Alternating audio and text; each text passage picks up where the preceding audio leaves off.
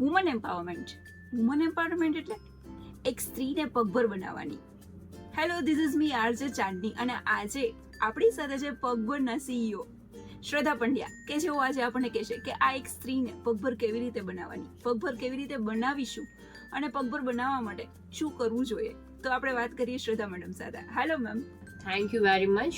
મને બહુ ખુશી છે કે આજે રેડિયો રાજકોટે અમને પગભરની ટીમને યાદ કર્યા છે and we are very glad કે અમે આજે અહીં આવ્યા છે. Thank you. અને આજે અમે લગભગ રાજકોટની હજારો મહિલા સુધી રેડિયો રાજકોટ થ્રુ પહોંચી શકીશું. Thank you. પગભર, આટલું સરસ નામ તમને કેવી રીતે પ્રેરણા મળી કે પગભર રાખવું છે? પગભર નામની પ્રેરણા એકચ્યુઅલી મારા ફાધર ઇન લો દિનેશભાઈ પંડ્યાને આવેલી હતી. Okay.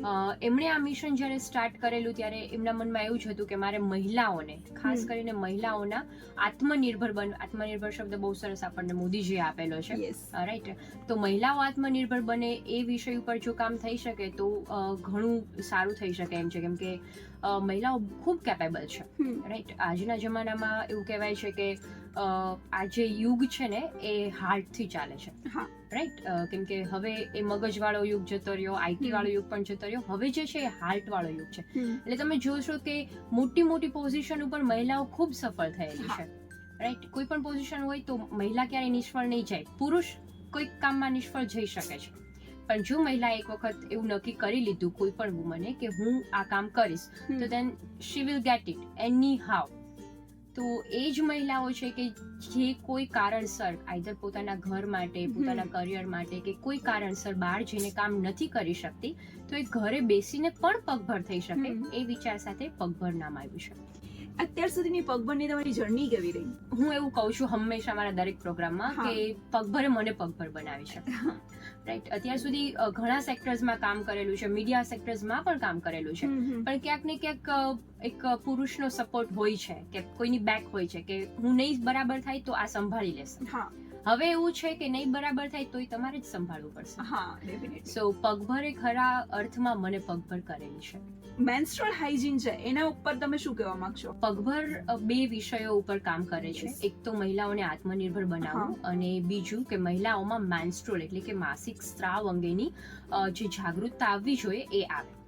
તો અત્યાર સુધીમાં અમે ઘણા પ્રોગ્રામ્સ કન્ડક્ટ કરેલા છે એન્ડ આઈ મસ્ટ સે કે એ વિષય ઉપર આપણે ઘણા આગળ છીએ.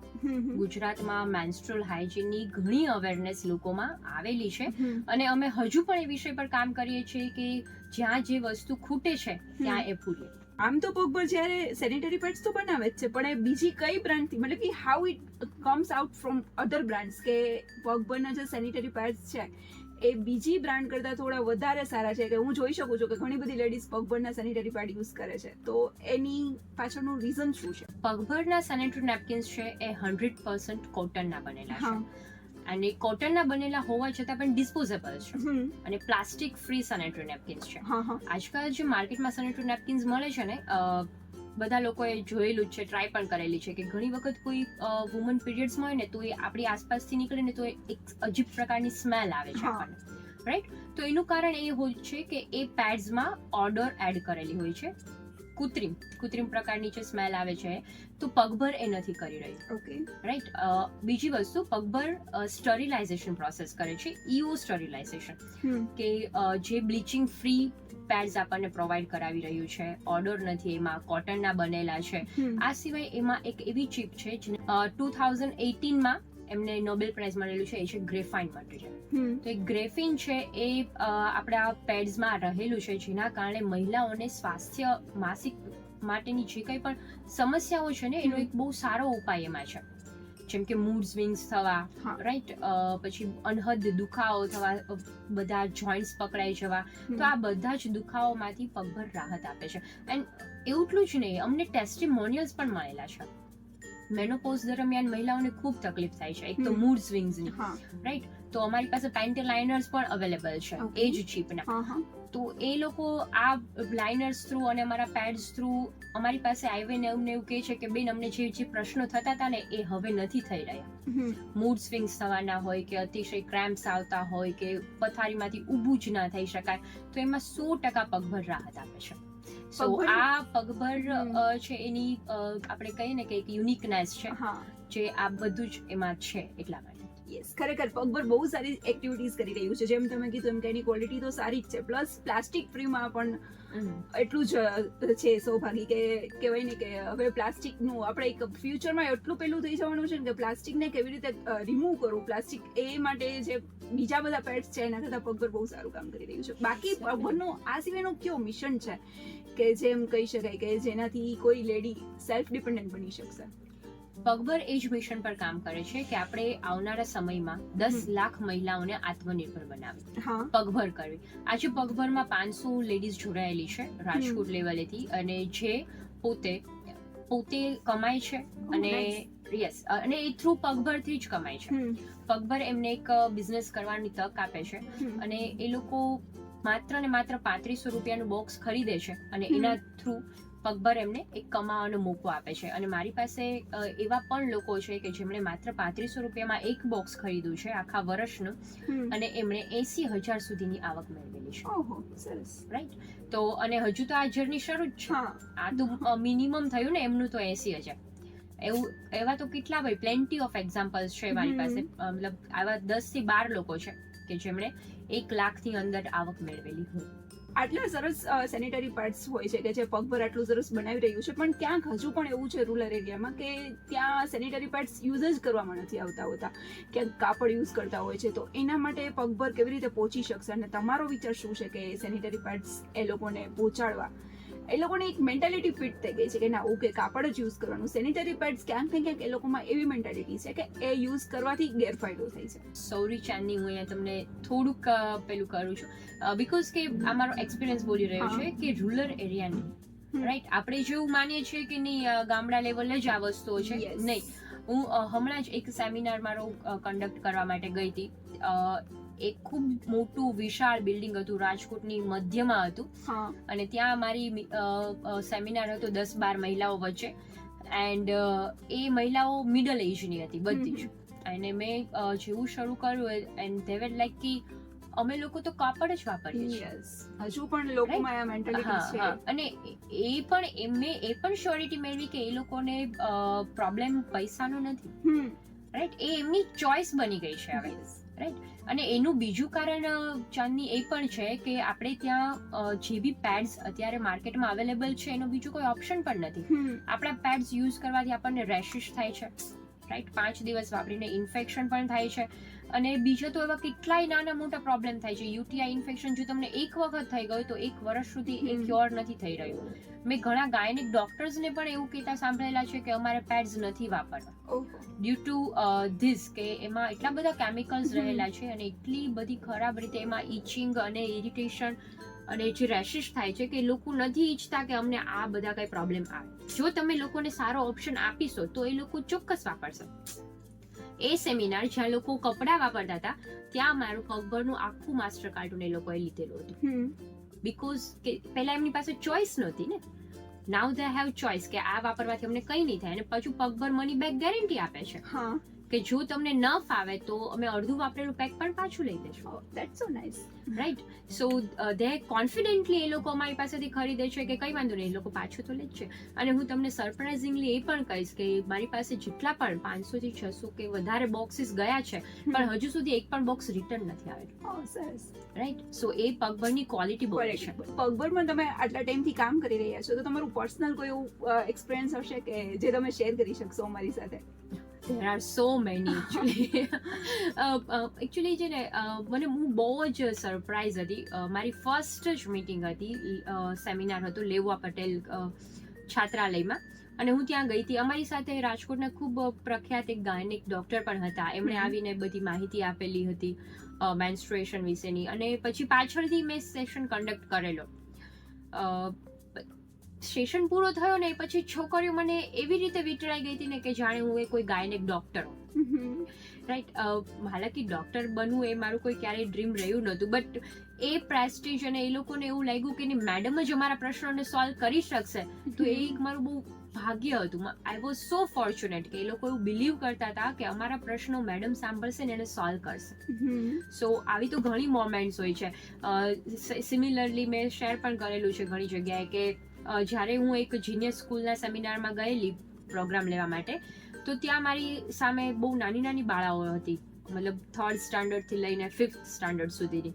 તો એમને ખબર નહોતી કે મેન્સ્ટ્રુએશન જેવું પણ કાંઈ હોય, પીરિયડ્સ પણ હોય કે, કેમ કે એના સિલેબસમાં હજુ સુધી કવર અપ નહોતું થયેલું.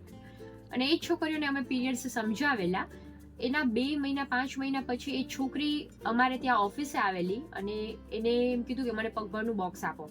સો બેક સ્ટોરી એની એવી હતી, એના મમ્મીએ અમને વાત કરી કે તમે એને શું સમજાવેલું છે મને ખબર નથી, પણ એવી જીદે હતી કે મમ્મી મારા જ્યારે પણ ફર્સ્ટ પીરિયડ આવશે ને ત્યારે હું પગભર જ વાપરીશ. સો આવી બધી મોમેન્ટ્સ એવી છે ને કે મેં તમને ગૂઝ બમ્સ આવી છે. અમે લોકો પ્રયત્ન કરતા હોઈએ છીએ કે લોકોને મેન્સ્ટ્રુએશન સમજાવીએ, લોકોને હાઇજીન વિશે સમજાવીએ, પણ જ્યારે આ પ્રયત્ન સફળ થાય ને ત્યારે ખૂબ મજા આવે. પણ ક્યાંક ને ક્યાંક મેડમ હજુ પણ આટલું એજ્યુકેશન આ લેવલે પહોંચી ગયું છે, ક્યાંક ને ક્યાંક કોઈને તો ક્યાંક ખ્યાલ હોય છે તો ભાઈ કાં શેર કરતા અચકાવતા હોય છે, કે તો કોઈને પૂછવામાં અચકાતા હોય છે મેન્સ્ટ્રુઅલ હાઇજીન શું છે એક્ઝેક્ટલી, અને તમને ખ્યાલ છે તો તમે મને શેર કરતા પણ ક્યારેક ક્યારેક કોઈ અચકાતું હોય તો એના વિશે તમે શું કહેવા માંગશો? 100% હું આની સાથે એગ્રી જ છું.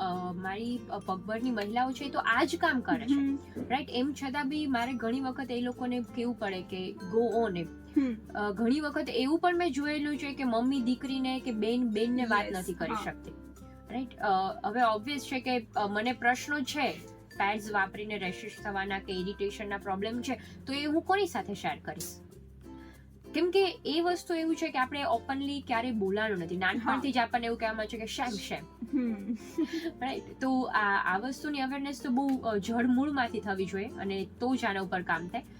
એન્ડ અમે એના માટે ટ્રિગર કરી રહ્યા છીએ, મમ્મીઓને પણ બહુ સમજાવી રહ્યા છીએ કે તમે તમારી દીકરીને આવી રીતે મેન્સ્ટ્રુઅલ અવેરનેસ આપો, એન્ડ સો ધેટ કે એ ક્યારેય એવી સ્થિતિમાં ન મુકાય કે એને ખરાબ ફીલ થાય કે એનામાં ઇન્ફેરિટી કોમ્પ્લેક્સ જનરેટ થાય, રાઈટ. સો આવી વસ્તુઓ અમે કરી રહ્યા છીએ એન્ડ આઈ એગ્રી. અને એના માટે પગભર એકમાત્ર નહીં, પગભરની સાથે સાથે મીડિયા, જેટલા બી ગવર્મેન્ટ હાઉસીસ આના પર કામ કરે છે, એ દરેક લોકોએ સાથે મળીને ક્યાંક ને ક્યાંક લેવલે કોન્ક્રીટ કામ કરવું પડશે. ગુજરાત આ વિષય પર ખૂબ આગળ છે, પણ હાઇજીનના લેવલે હજુ પણ કામ થવાનું ઘણું બાકી છે. જ્યારે હવે સરસ ફીડબેક મળે કે ઓકે મને પગભરના જે સેનિટરી પેડ મેં જે યુઝ કરેલા છે એ મને એ જ હવે કમ્ફર્ટ ફીલ થાય છે, તો ત્યારે તમને શું લાગે છે કે હજુ પગભરને સક્સેસ થઈ ગયું છે કે હજુ આપણે ઘણું બધું વર્કઆઉટ કરવાનું બાકી છે? જેટલા ટેસ્ટિમોનિયલ્સ અમને મળતા જાય એટલું અમને લાગે કે અમારે હજુ ઘણું કરવાનું છે, રાઈટ. કેમ કે આપણે ત્યાં આપણે જે પોપ્યુલેશન છે એના આંકડામાં 50% તો મહિલાઓ છે જ, અને એમાંથી 35% મહિલાઓ તો એવી જ છે કે જે મેન્સ્ટ્રુએશન એમને આવે છે, પીરિયડ્સ આવે છે, મેન્સ્ટ્રુએશન સાયકલમાં છે અને એ બી પેડ્સ વાપરે જ છે. તો મારું તો એવું જ સપનું છે ઓબ્વિયસલી કે જેટલા પણ લોકો છે, જેટલી પણ મહિલાઓ આ વાપરે છે એ બેસ્ટ પ્રોડક્ટ યુઝ કરે, એમને બેસ્ટ હાઇજીન મળે અને વિશ્વનું સર્વશ્રેષ્ઠ પેડ જે આપણે બનાવેલું છે પગભર, એ જ એમના સુધી પહોંચે. અને એના માટે જ આપણે આ આખી વુમન ગેંગ તૈયાર કરી રહ્યા છીએ, મહિલાઓને પગભર બનાવી રહ્યા છીએ કે તમે અમારું પગભર આગળ વધારો. અને એ લોકો પણ ખૂબ સરસ કામ કરીને આજે પગભર છે મહારાષ્ટ્ર, ગેંગટોક, પંજાબ, મધ્યપ્રદેશ આટલા રાજ્યોમાં પહોંચી ચૂક્યો છે. ઓહ નાઈસ. યસ. તો અત્યારે આખું જે પગભરની આખી ટીમ છે એ ઓલમોસ્ટ કેટલા મેમ્બર્સની હશે? પગભરની ટીમ 600 મહિલાઓની છે મેડમ. ઓહો. યસ. બહુ મોટી ટીમ છે આપણી તો. યસ. અને એ ખૂબ ટૂંકા સમયમાં, હું મોટી નહીં કહું કેમ કે હજુ તો ખૂબ, આ 600 નો આંકડો જો આજે 6000 નો તોય હું એમ જ કહેત કે નહીં હજુ મોટી નથી, કેમ કે આને ખૂબ વિશાળ કરવાની છે કે મહિલાઓ આત્મનિર્ભર પણ બને અને મહિલાઓને એક સારી મેન્સ્ટ્રુઅલ હાઇજીનની પ્રોડક્ટ મળે, એ બંને એમ સાથે આપણે ઘણું કરવાનું છે. જ્યારે કોઈ નવું સ્ટાર્ટઅપ કરવાનું હોય ત્યારે મનમાં તો એક ડર હોય છે, એક રિસ્ક હોય છે કે શું થશે, આપણે આગળ સક્સેસ થઈ શકશું કે નહીં, ઇવન તો આપણે જેટલું વિચાર્યું છે ત્યાં સુધી પહોંચી શકશું કે નહીં. તો ત્યારે તમારે શું વિચારો હતા જ્યારે પગભર નવું જ્યારે આપણે સ્ટાર્ટ કરેલું હતું ત્યારે?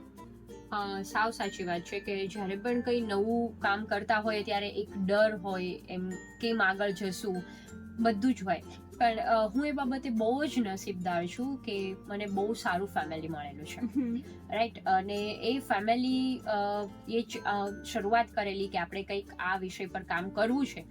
અને આજે હું જોઉં છું પાછળ વળીને તો ઘણી વખત એવું થતું હતું કે મારા સેમિનાર્સ સુપર ફ્લોપ થતા હતા, right. Super flop in not then sense કે અમે અવેરનેસ નહોતા કરતા, અવેરનેસ કરતા હતા પણ પગભરના બોક્સીસ નહોતા વેચાતા, રાઈટ. પગભર લોકોને એવું લાગતું હતું કે આ શું નવું છે ને કેમ થશે આમ.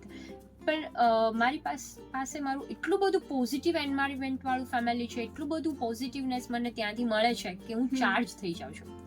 રોજ સાંજે જ્યારે મને એમ લાગે કે આ વર્કઆઉટ કરશે કે નહીં, અને હું મતલબ આમ જે મોટિવેશન વસ્તુમાં હું બિલીવ નથી કરતી, બટ યસ એ જે પોઝિટિવ એનર્જી મારું ફેમિલી મને આપી રહ્યું છે એના કારણે મારી સવાર રોજ એક મિશન સાથે શરૂ થાય છે કે આવો આજે તો મારે એટલું જ કરી જ નાખવાનું છે. રાજકોટની લેડીઝને તમે શું મેસેજ આપવા માંગશો?